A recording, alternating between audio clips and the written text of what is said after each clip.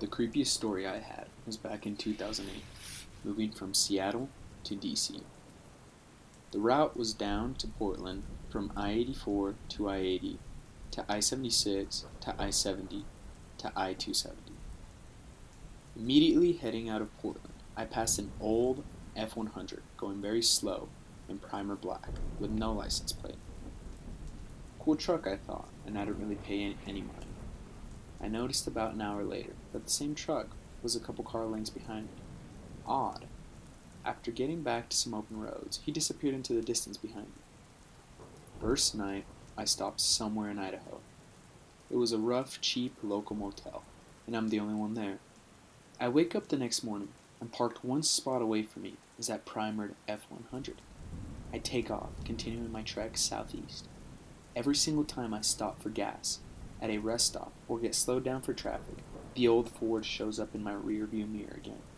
It's starting to get bizarre.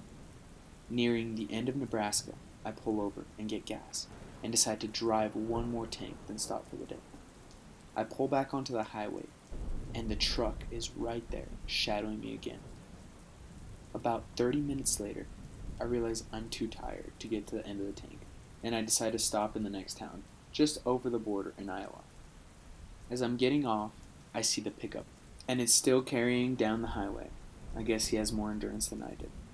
I wake up the next morning, and wouldn't you know, the truck is in the hotel parking lot again. Up to this point, I figured I was just driving close to him, and we must have just happened to make the same way from the west to the east. Now, I had this weird light feeling in my stomach, like something is just off. I asked the clerk when turning in my keys, "What's up with the truck? When did it come in?" She says she wasn't working last night and wasn't sure. Anyhow, at that point, I figured it must be a coincidence, and this has to be a different truck.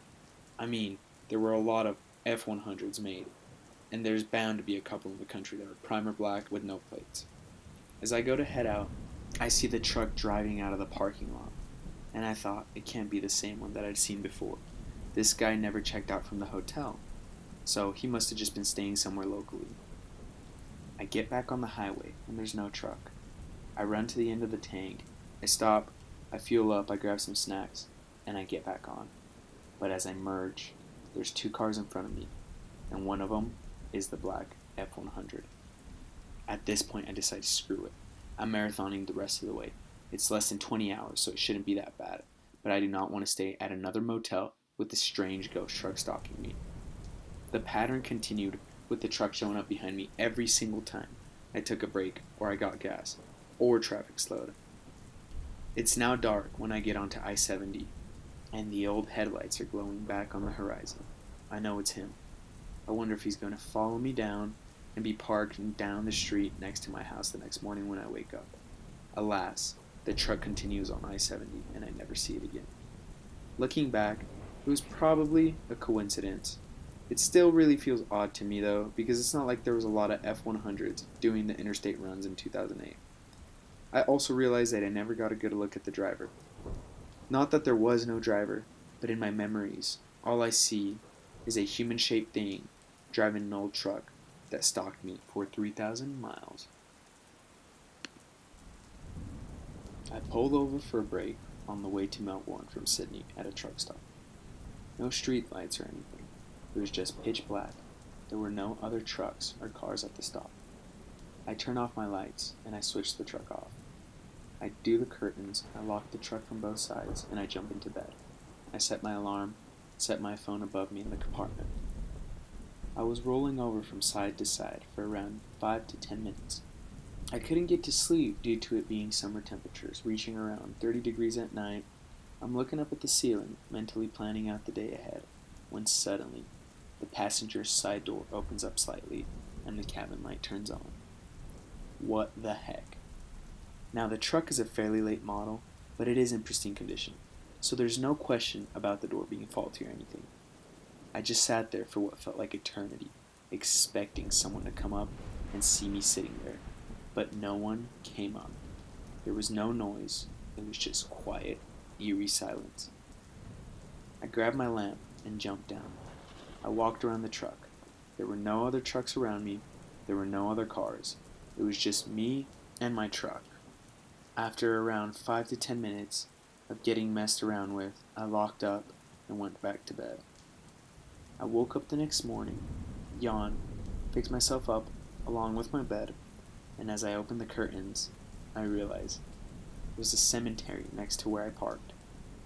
Hunger and laziness all escaped upon that realization. I grabbed my keys, I threw my shoes on, I put my pants on, and I got the heck out of there.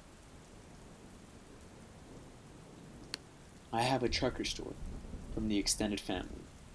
An uncle that used to drive a lot would always come back with the weirdest stories. While every family member knew his stories, there was one story that he told me and warned me about. Basically, the moral of the story is to never stay during the night in the desert alone.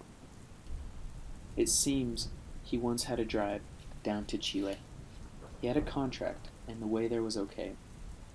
Whenever he was done, he usually spent a few bucks on booze, but this time, due to a family gathering, he wanted to come back as soon as possible. So instead of drinking some beer, he decided to sleep a bit in the desert. Well, it is a desert, and he had parked way outside of the road, a few miles away from the next village. He goes to sleep, but he's awoken by someone singing. He's very confused and thinks, oh, it's the radio, must have left the truck on. But no, the radio is not on. The singing stops, and a scream for help starts. That's when he wants to get out and help, but still, he's confused. He said he started the truck and turned the lights on to see if there was anyone there, but he can't see anything. So he opens his window a bit and starts yelling, asking if someone needs help or what's going on. But nothing. As he's deciding, he's just gonna leave because the situation's too weird. From the corner of his eye and the corner of the light, he sees what looks like the shape of a woman, but where the face was, it's just pitch black. He freaks out and drives away. No stop until he reached home. Whatever he saw, or whatever he thought he saw, every time he told us a story, his face went pale. Even my grandmother commented how he was usually a very jolly guy, but whatever happened in the desert really freaked him out.